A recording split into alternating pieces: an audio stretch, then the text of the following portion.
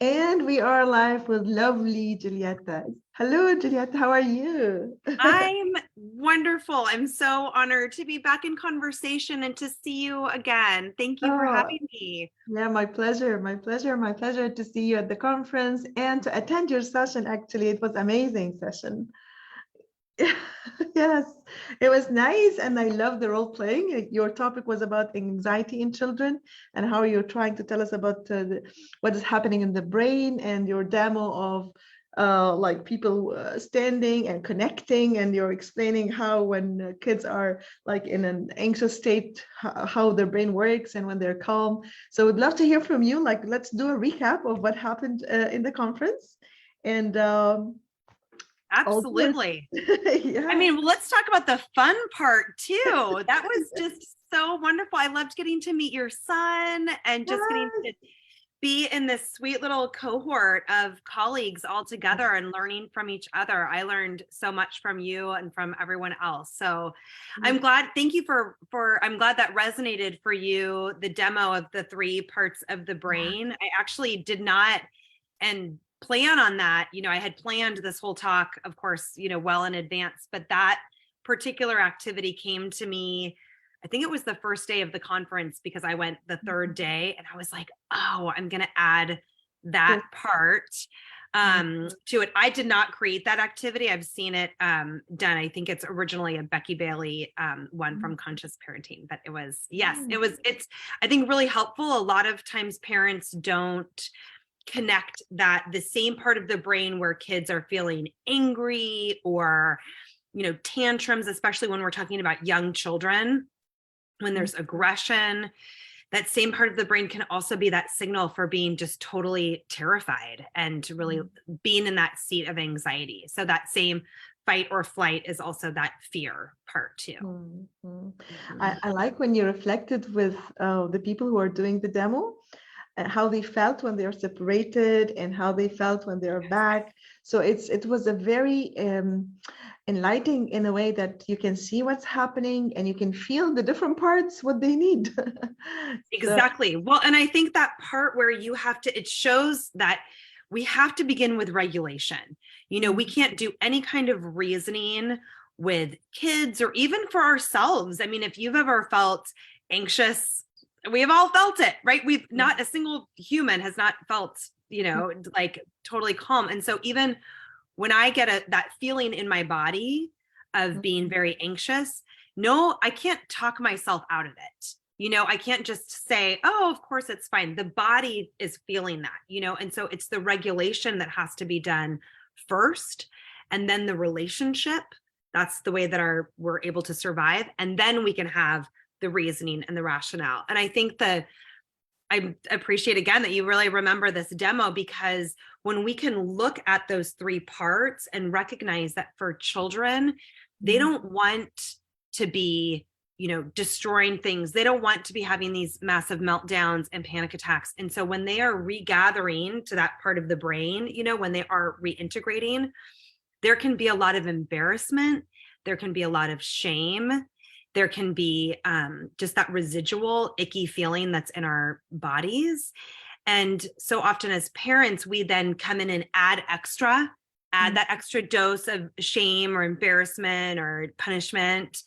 And they're already doing that to themselves. We're already doing that to ourselves. And so, really having that shift of, okay, let's strengthen that neural pathway in this moment through connection, through relationship, and then really through practice. We've got to practice and we've got to create those habits. How early are you doing that with your students? I know that you are like teaching so many different ages, right, at school? Yes. Yeah. Yeah. So, I've been helping families for 20 years in schools. And so working primarily with really young ages. So toddlers, preschoolers, elementary school. And then the last 5 years, I've been full-time with my company Sproutable. And so I'm working with teachers in schools, but not working with students directly. And then I have my own 3 children also who are 13, 10, and 5. But I start this as young as 2, teaching about the brain But honestly, I start these habits as soon as they're toddling around, 1.5. I have them on my hip, and we're talking about feelings, and we're talking about deep breaths, right? And we're creating capacity and space to have all feelings be okay. So I start really young. Yeah. So even though that they are not getting exactly what you're saying, but by practicing and repeating every time, then they will understand in a way what is happening with their bodies and emotions and stuff. Exactly. And what I found, and I'm sure, do you remember this too, is that when kids understand so much, like they know, 18-month-olds, they know what you're talking about. They get you, they understand. So even though they're not able to say it back, they are absorbing so much. It's really quite incredible. I saw your video with your children at home and you were trying to teach them some stuff. So yes, you played the video. That was amazing too. Yeah.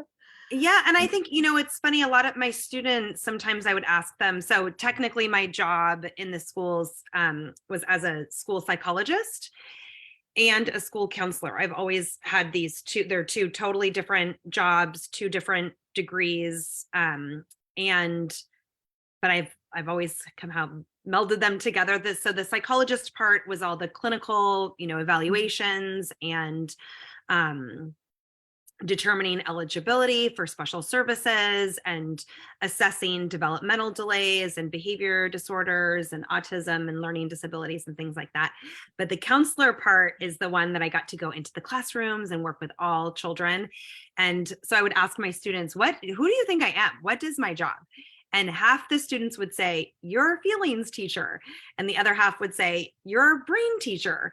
And I love that idea that we can start really young with children, like teaching them, empowering them about their brain, and then empowering them with real emotional literacy about their full range of emotional experiences and feelings. And in that way that they're not so afraid of the big feelings, and that they feel like they have their own set of toolbox and coping skills to access.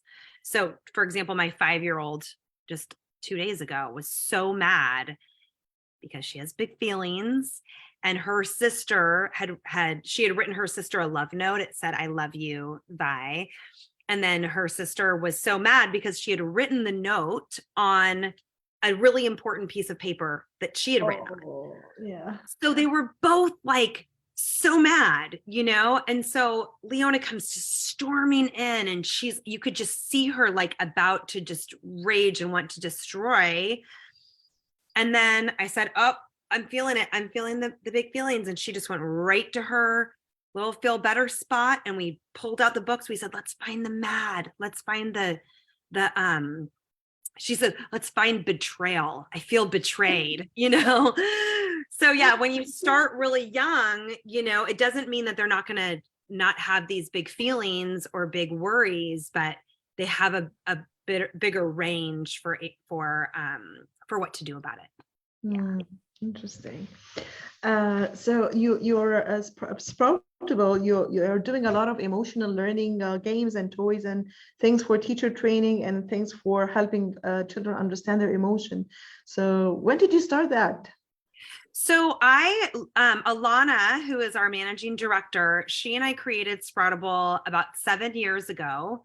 And it was created based on the positive discipline classes that I had been teaching for the last 15 years, frankly. I had been working directly with teachers, teaching parents in workshops and classes, and with lots of different activities and tools for the grown-ups for how to be connected and firm at the same time, creating routines, family meetings, really being solution focused instead of punitive, and really inviting children to discover how capable they are. So I really got passionate because I'd been working with children for so long, and I got really, really frustrated that I was like, you know what? It's not the kids who need the help. It's the grownups. They're the ones that need the skills.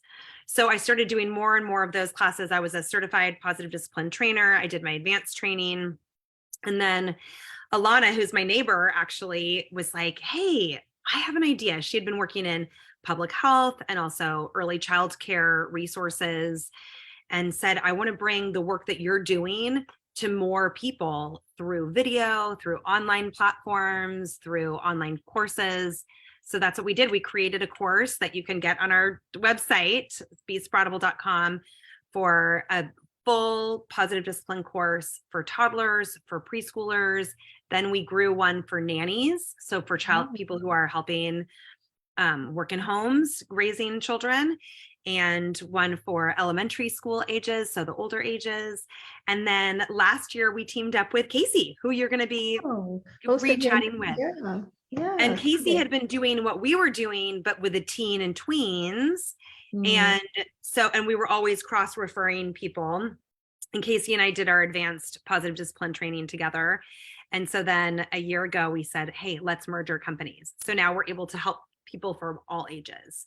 So we provide classes on Zoom, live ones. We have online self-paced on-demand courses. We have membership. I do private coaching. And then I do a lot of seminars and workshops for teachers and parents. You're doing a lot, Julietta. It's a lot. I love it though. You love it too. Your work is, I mean, it's really is a calling, I feel like, so passionate. And really, it's selfishly motivated because then I get to practice it.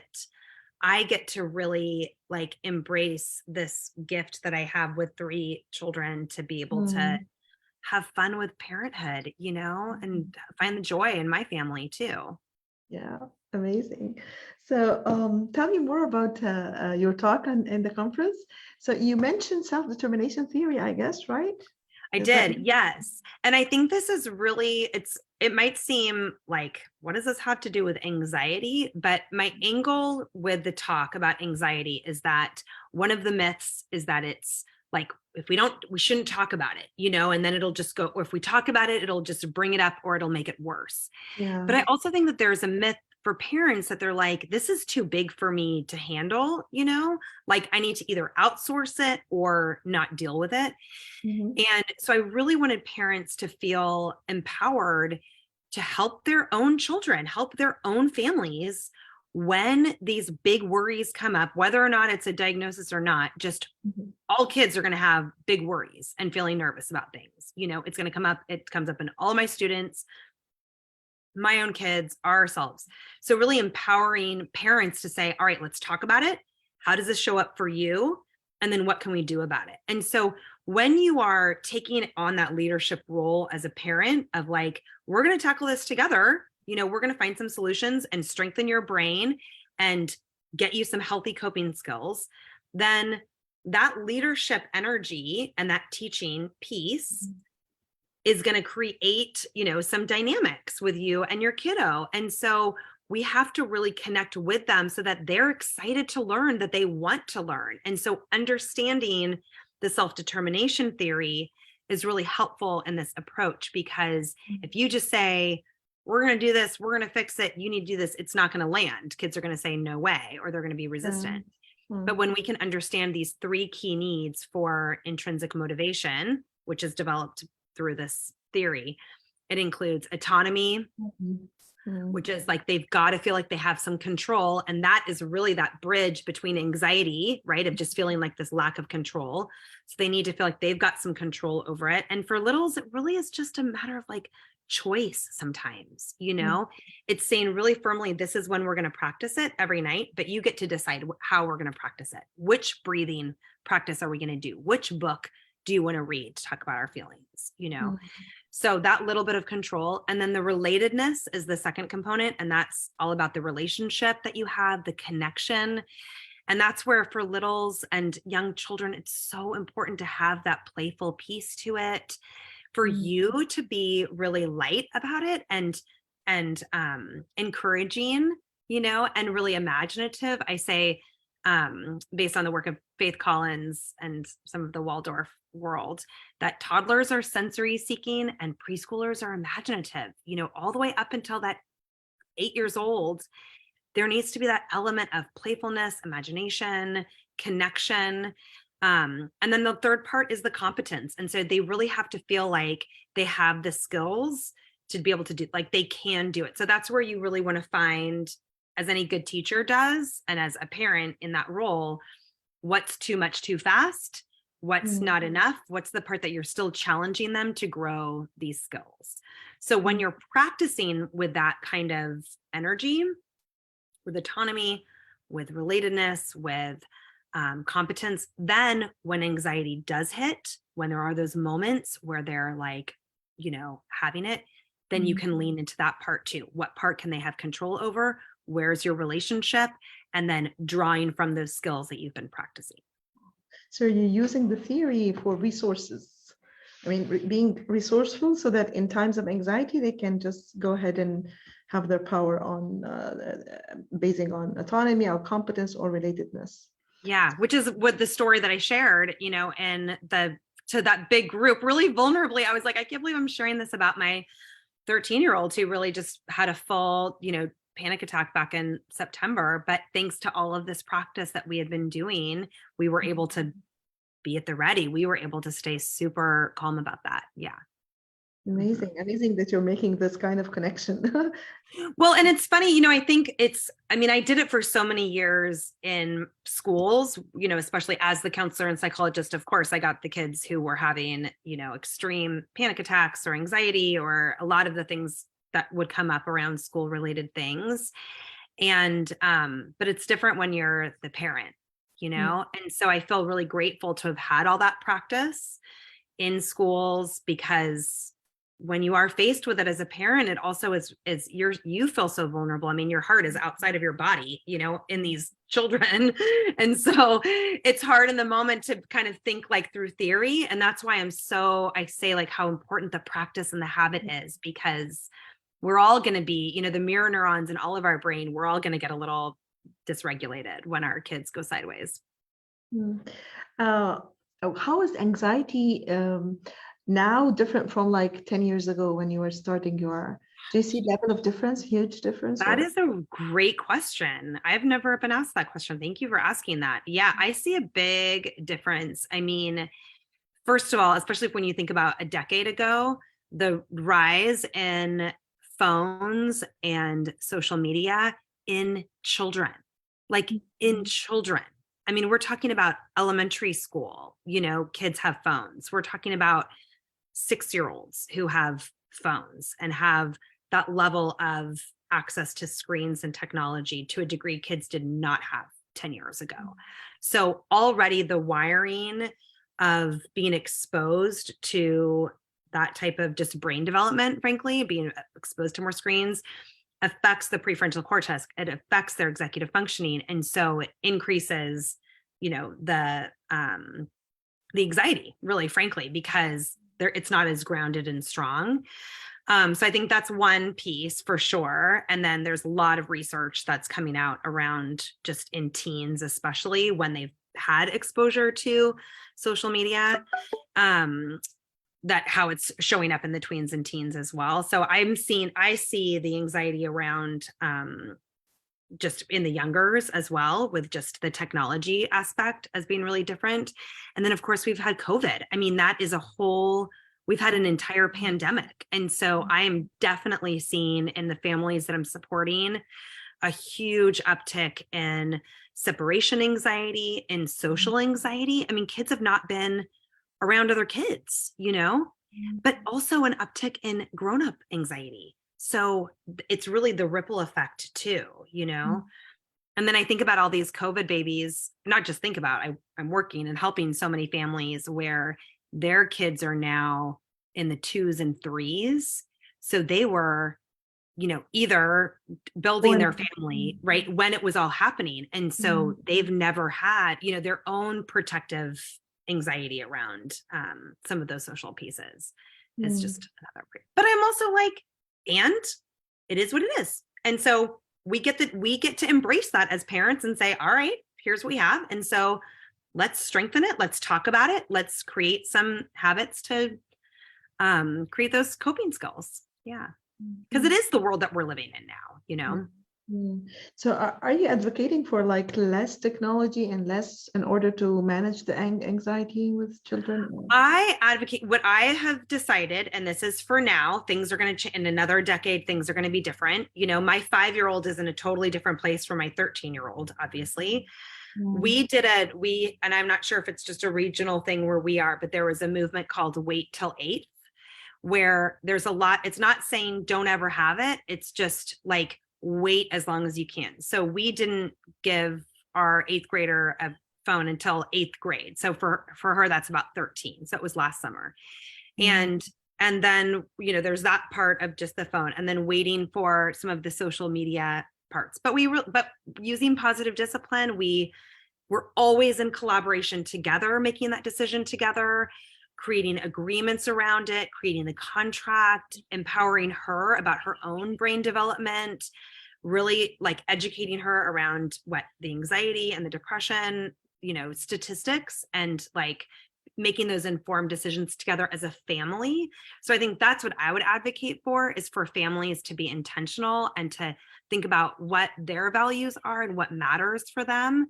And I know, I mean, we had the privilege of being able to do that given our we live in a neighborhood where the schools are all really close, so it's not very far. But I know there's a lot of families where they need their kids to have a phone because after school there's a whole traveling situation that they need to be in connection with. So I think every family is unique, but I do think the more intentional you can be, more collaborative, and as opposed to the parents that are like, well, they just really begged for it, so I mean, what are you going to do? You know, a lot Mm. of that. Yeah. I'm like, who's the grown up here? Yeah. So wait until 8 is not 8 years old, it's 8th grade. Yes. There's a movement here. And I felt really like there was a big shift. I mean, I'm sure Casey and your other experts will be more able to talk about the tween teen stuff, but I felt like as a parent, Mm. there was a big difference between in her responsibility and maturity level from 13 versus even 12 and 11, you know, so. Mhm. I think we should, in the Arab world, we should have wait until 8 because they won't be convinced for the 8th grade. Wait, only 8 years old. We would Start, make it 8 would be good. start there. Oh my gosh, at a minimum, right? I mean, yeah. And again, I think that's why I always love to come back to the brain development from that, you know, and ultimately those life skills that we're hoping for. And then taking into consideration, like just being, you know, what the technology is being used for. I love screens. We watch movies. My kids watch shows. I'm not saying like don't ever have it, but I think there is a thoughtfulness and an intentional piece that we can all level up as parents for. Yeah. Yeah, it's very interesting to talk to you and to learn so much from you. And your energy is really amazing because you're practicing everything you're saying and believing in it. So it's making it very vivid when you're talking about anything you're discussing with students or your kids. So thank you for sharing a lot from your life. And it was my pleasure meeting you in the conference and looking forward to have any kind of collaboration. Well, thank you so much. This is so much work. I cannot believe you are, I mean, amazing to have pulled this entire conference recap together. Talk about executive functioning and incredible superpowers. So thank you, because I'm so excited to watch everyone else. So thank you for bringing us together. We learn from each other. I really appreciate you. Yes, yes, yes. Thank you, Juliette, and have a good day. Bye-bye. Bye.